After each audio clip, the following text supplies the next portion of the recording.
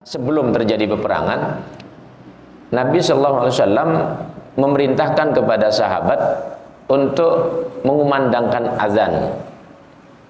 Tatkala lawan mereka juga mengumandangkan azan, maka itu tidak akan dilanjutkan. Bismillahirrahmanirrahim. Allah Subhanahu wa taala menyatakan, ya ayyuhalladzina amanu, wahai orang-orang yang beriman. Khitabnya bagi orang-orang beriman.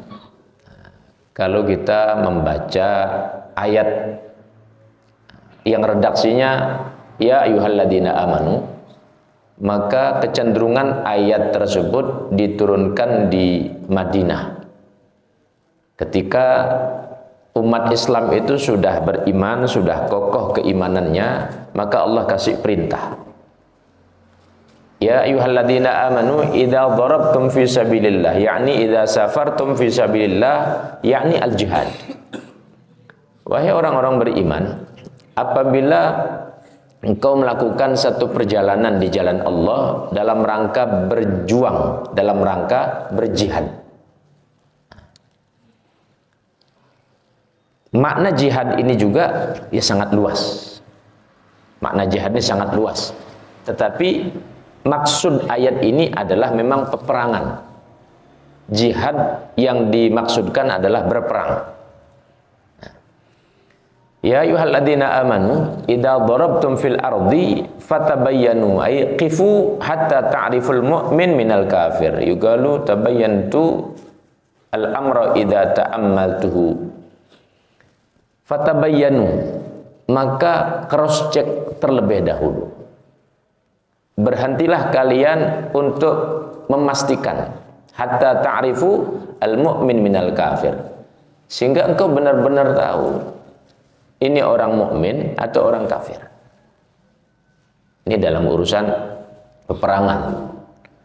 Dan banyak kejadian-kejadian dalam proses peperangan. Sebelum terjadi peperangan, Nabi Shallallahu Alaihi Wasallam memerintahkan kepada sahabat untuk mengumandangkan azan. Tatkala lawan mereka juga mengumandangkan azan, maka itu tidak akan dilanjutkan. Berarti dia adalah satu bagian dengan kaum muslimin, tidak dilanjutkan. Termasuk yang terkenal sekali dalam hal ini peperangan kaum muslimin melawan orang-orang Romawi. Peperangan kaum muslimin dengan Bani Hanifah. Mereka orang-orang yang membangkang kepada Rasulullah SAW, kepada ajaran agama, tidak mau keluarkan zakat. Termasuk di dalamnya itu ada nabi palsu di sana, Musailamah al-Kadzdzab. Oleh Sayyidina Khalid bin Walid diingatkan, karena mereka ini keluar daripada Islam dengan landasan tidak mau membayar zakat, tidak meyakini zakat itu adalah bagian daripada perintah agama.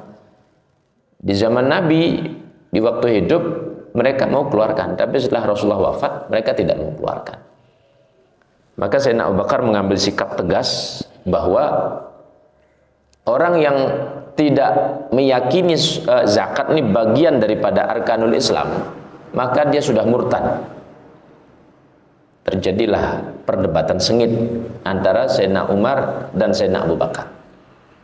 Sayyidina Umar dengan kekeh, dengan keras dia menyatakan, tidak boleh wahai Abu Bakar, tidak boleh kau perangi, kata. Maka Sayyidina Abu Bakar, yang padahal beliau ini lembut-lembutnya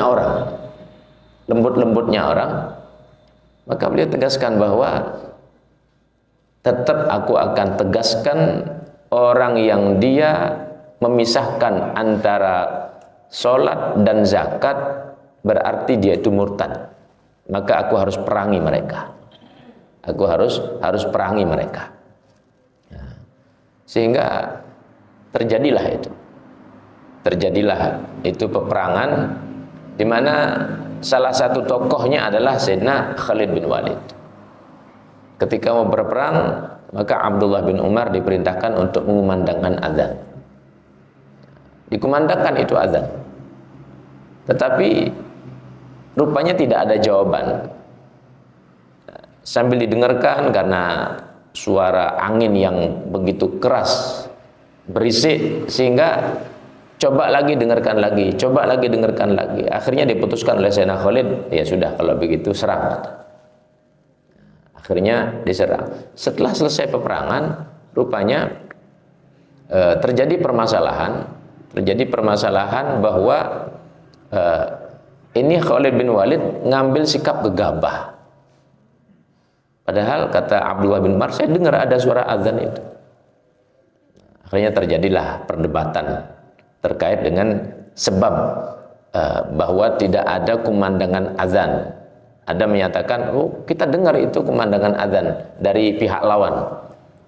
Dan itu menjadi perdebatan. Namun menunjukkan bahwa begitu hati-hatinya daripada kaum muslimin, sebelum mengambil sikap, mereka cross check dulu, pastikan dulu, ini lawan ini orang beriman atau bukan. Kalau dia orang beriman, maka tidak boleh diperangi. Tidak boleh diperangi. Baik. Wala taqulu liman alqa ilaikumussalam ay al-muqadah wa huwa qaulu la ilaha illallah Muhammadar Rasulullah. Dan jangan sekali-kali kamu mengucapkan bagi mereka orang-orang yang alqa ilaikumussalam, yang sudah memberikan sinyal kalimat keselamatan, yang sudah memberikan ungkapan kalimat keselamatan. Janganlah sekali-kali kalian menyatakan lasta mu'minah wa la taqul man alqa ilaikumussalama lasta mu'minah.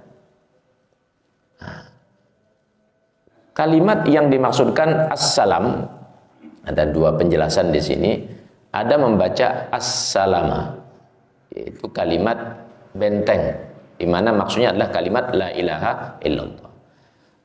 Ulama yang berikutnya menyatakan dengan redaksi lam yang dikasih alif, assalama, yaitu ungkapan salam secara umum, di mana ketika orang mengucapkan assalamualaikum huwa tahiyatul muslimin, adalah penghormatan daripada kaum muslimin terhadap muslimin yang lainnya.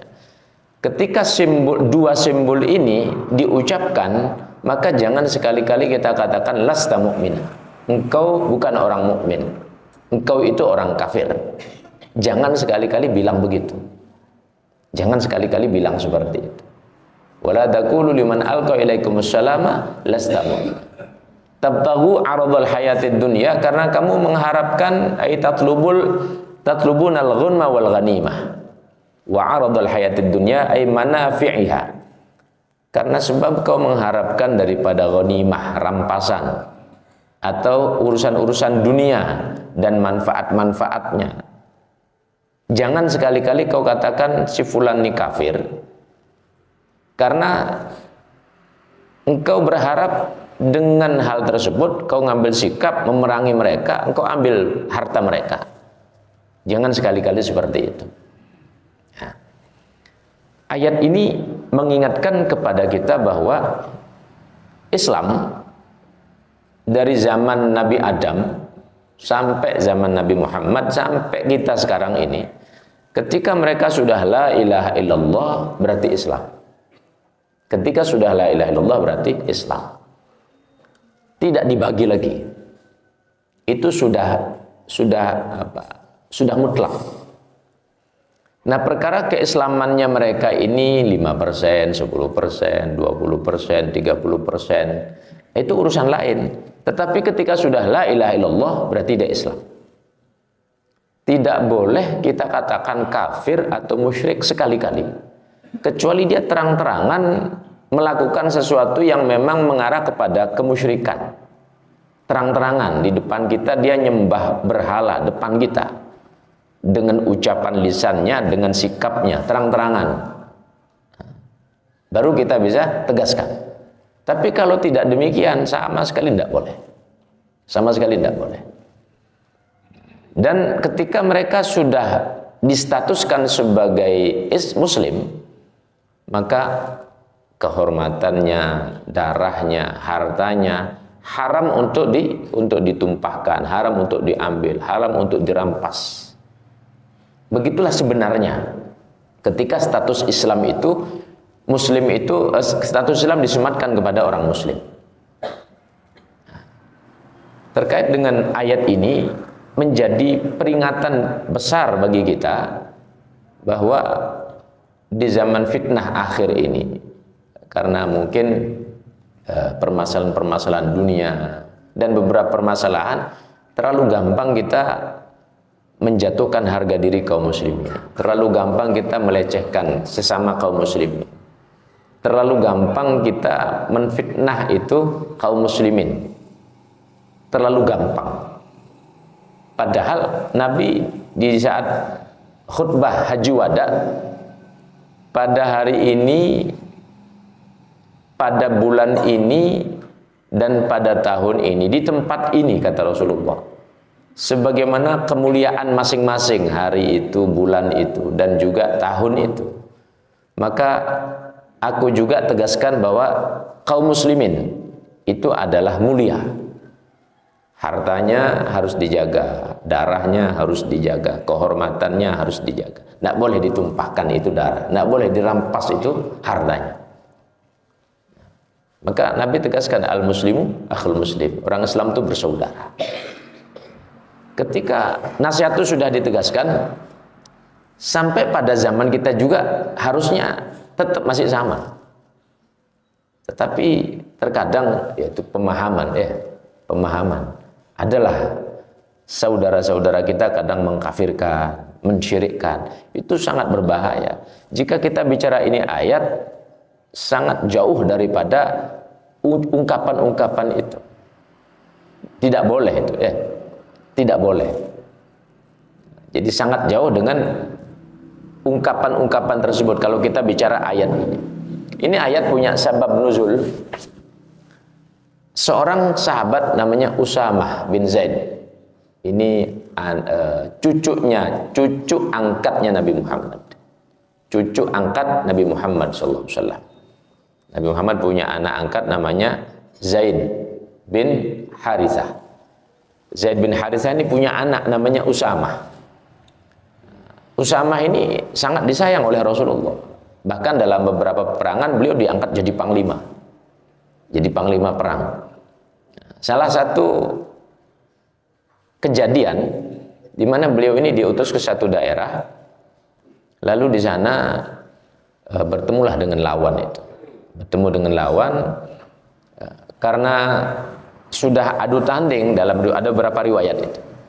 Adu tanding, orang-orang tidak beriman ini sudah kalah dia. Nah, tatkala itu pedang sudah ditempelkan di lehernya ini orang-orang tidak beriman ini. Lalu dia ucapkan la ilaha illallah. Ini salah satu riwayatnya. Demikian. Dia ucapkan la ilaha illallah. Tiba-tiba dipenggal saja sama sahabat Usamah. Penggal saja kepalanya. Ramailah itu sahabat-sahabat yang lain. Wahai Usamah, bagaimana engkau? Ini orang sudah ucap la ilaha illallah, kenapa kau penggal kepalanya? Ini orang sudah ucap la ilaha illallah, kenapa kau penggal kepalanya? Dia ini pura-pura, kata sahabat Usamah. Dia ini pura-pura dia mengucap la ilaha illallah itu. Ramailah itu. Tidak ketemu jalan keluar sampai kepada Rasulullah. Nah, di hadapan Rasul diadukan lagi permasalahan tersebut. Dipanggil Usamah. Ya Usamah, ataqtulu man qala la ilaha illallah. Usamah, engkau bunuh orang yang ucap la ilaha illallah, kata sahabat Usamah, wahai Nabi, innama yaqulu makhafatas sila. Bahwasanya dia ucapkan itu karena takut sama pedang, wahai Rasul. Ditencengi lagi suaranya Rasulullah. Usamah, engkau bunuh orang ucap la ilaha illallah. Wahai Nabi, dia mengucap itu pura-pura, wahai Nabi, karena takut sama pedang saya, kata. Diucap lagi yang ketiga. Usamah, kau bunuh orang ucap la ilaha illallah, kata. Usamah diam, tidak berani jawab. Sampai beliau katakan seakan-akan saya ini belum menjadi orang Islam saya. Sampai perasaannya seperti itu.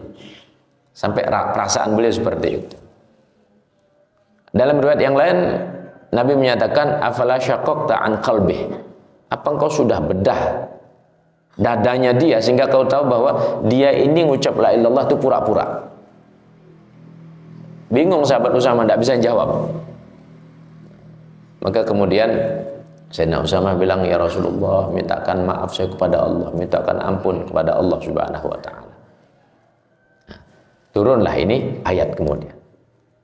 Idza darabtum fi sabilillah fatabayyanu wa la taqulu liman alqa ilaikumus salama lasta mu'mina. Jangan sekali-kali bilang orang yang sudah mengucapkan la ilaha illallah, orang yang mengucapkan simbol kalimat ini dan kita tahu, jangan sekali-kali langsung bilang kau kafir. Tidak boleh itu ya. Kita punya imam dalam Ahlus Sunnah wal Jamaah, yaitu Al-Imam Hasan Abu Hasan Al-Asy'ari menyatakan nahnu la nukafiru ahlal qiblah. Itu menjadi ajaran pokok dalam Ahlus Sunnah wal Jamaah. Kita tidak mengkafirkan orang-orang yang menghadap kiblat menyembah Allah Subhanahu wa taala. Mutlak sudah itu ya. Kalaupun dia melakukan kesalahan ataupun bahkan dosa besar sekalipun atau sesat, ya sebatas dosa besar, ya sesat sebatas itu. Tidak sampai pada vonis oh ini kafir, enggak sampai. Tidak sampai pada vonis kafir. Itu menjadi aturan dasar dalam keyakinan Ahlus Sunnah wal Jamaah. Sehingga tidak ada kiai-kiai kita itu tidak ada ngajarkan sedikit pun nanti kamu kafirkan fulan, nanti kamu syirikkan fulan, tidak ada. Dan cenderung tawassut cenderung tawassut. Satu pun tidak ada. Karena memang dari ajaran pokoknya begitu. Dari ajaran pokoknya seperti itu. Karena kalau orang sudah menyadari ini adalah persaudaraan, minimal dia berpikir untuk menyakiti itu berpikir. Tapi kalau sudah dianggap bukan saudara, sudah dianggap keluar daripada Islam, maka akan mudah sekali ya. Akan mudah sekali. Toh juga ini bukan Islam. Toh dia sudah keluar. Akan mudah sekali. Bahkan merampas nyawanya sekalipun. Akan sangat mudah. Maka ini menjadi dasar dalam kita berkeyakinan sekaligus bermasyarakat. Kehati-hatian. Kehati-hatian. Karena orang Nabi menyatakan orang yang menyatakan saudaranya ya kafir, maka akan kembali kalimat itu kepada dirinya. Atau kalau memang benar yang dimaksudkan kafir, ya memang ya begitulah ketentuan. Tapi kalau tidak benar, maka akan kembali kalimat itu pada dirinya. Ya musyrik misalnya, kembali pada dirinya nanti.